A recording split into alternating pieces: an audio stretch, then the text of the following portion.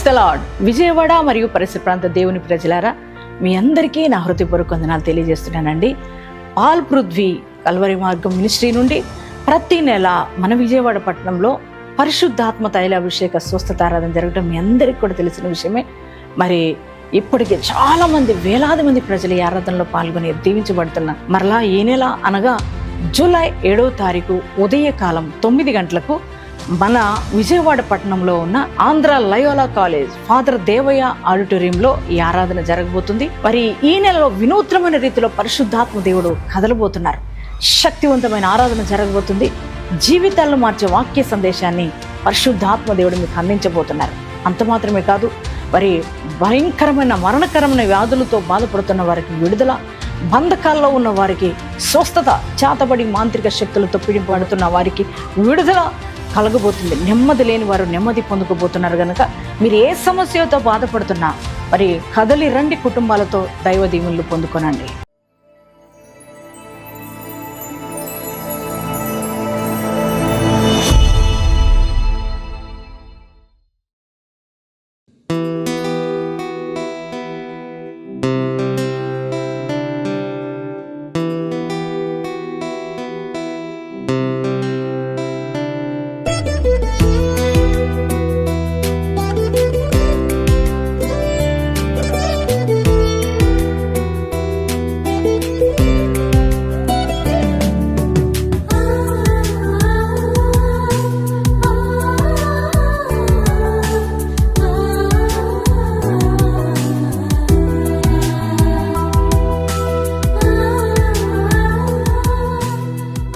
Praise the lord.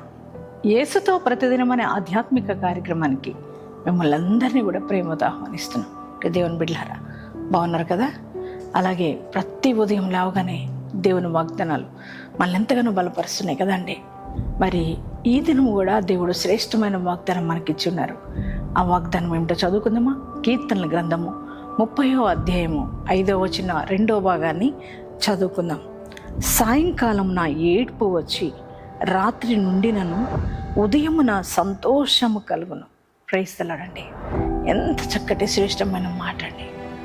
సాయంకాలమున ఏడ్పు వచ్చి రాత్రి ఉండి నన్ను ఉదయకాలమే సంతోషం కలుగుద్దని ప్రభువు వాగ్దానం ఇస్తున్నారు.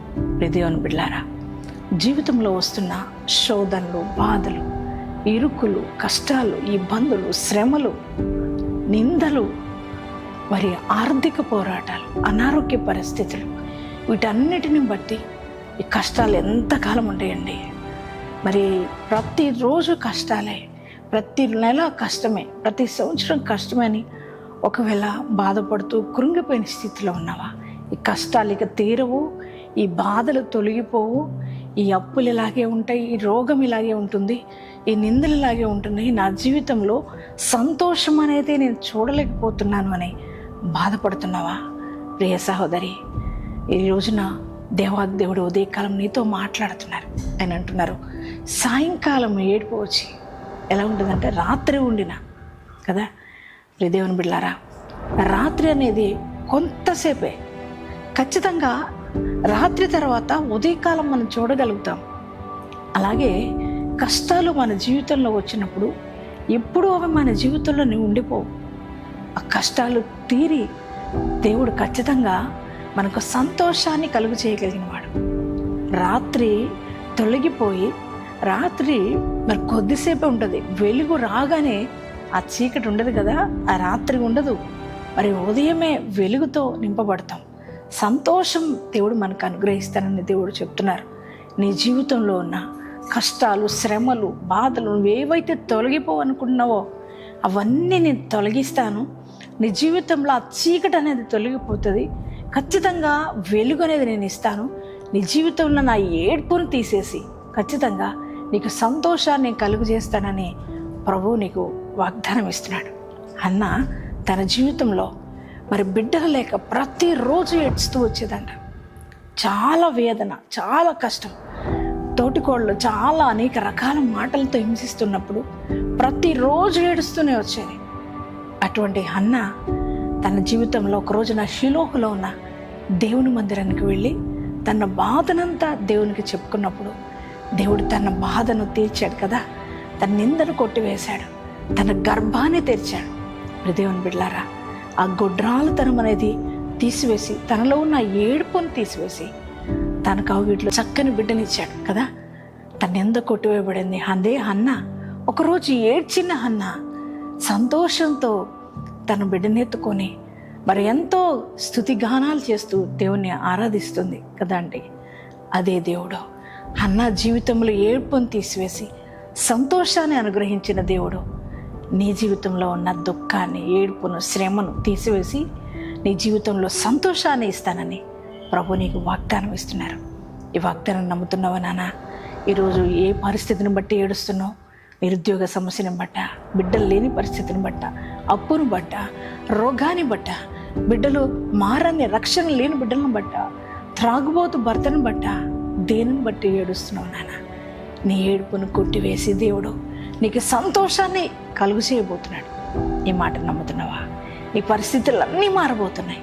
నీ దుఃఖం తొలగిపోయి దేవుడు నీకు సంతోషాన్ని అనుగ్రహిస్తున్నాడు. ఈ వాగ్దానాన్ని నువ్వు రిసీవ్ చేసుకో. ఎంత శ్రేష్టమైన వాగ్దానం ప్రభు నీకు ఇచ్చినందుకు యేసయ్యా నీకు థ్యాంక్స్ అని యేసయ్యకి థ్యాంక్స్ చెప్పండి. మరి ఎంతమంది ఈ వాగ్దానం రిసీవ్ చేసుకున్నారో మీ అందరి జీవితాల్లో ఈ వాగ్దానం నెరవేర్చబడునుగాక. ప్రార్థన చేసుకుందామా అండి. Thank you father. పరిశుద్ధుడ మహోన్నతుడగు దేవునికి వందనాలు. ఈరోజు శ్రేష్టమైన వాగ్దానం ద్వారా మమ్మల్ని ఎంతగానో బలపరిచావు. నీకు వందనాలయ్యా. సాయంకాలం ఏడ్పు వచ్చి రాత్రి ఉండిన ఉదయకాలమే మాకు సంతోషాన్ని కలుగు చేస్తానన్నా. అవును డాడీ, నాయన కష్టాలు, శ్రమలు, బాధలు, అప్పులు, రోగాలు నాయన ఇవి మనిషి జీవితంలో దుఃఖాన్ని కలుగజేస్తున్నాయి. నీ ప్రజలందరూ బాధపడుతున్నారయ్యా, కష్టాల్లో ఉన్నారయ్యా. ఈ వాగ్దానం వింటున్న బిడ్డలు అయ్యా, వారి జీవితాల్లో అప్పులు, అనారోగ్యాలతో, వ్యాధి బాధలతో, నిందలతో, నిరుద్యోగ సమస్యతో నాయన బిడ్డలు లేని పరిస్థితిలో ఏడుస్తూ ఉన్నారేమో ప్రభా. వారందరికీ ఉదయకాలం వాగ్దానం ఇచ్చాం. వారి ఏడుపు తీసివేసి వారి జీవితంలోకి సంతోషాన్ని ఇస్తానన్నావు కదయ్యా. అవునయ్యా, ఒకరి అంగలార్పు నాట్యంగా మార్చగలిగిన గొప్పవాడు నువ్వే. హన్నా జీవితంలో అటువంటి గొప్ప కార్యం చేసావు కదయ్యా.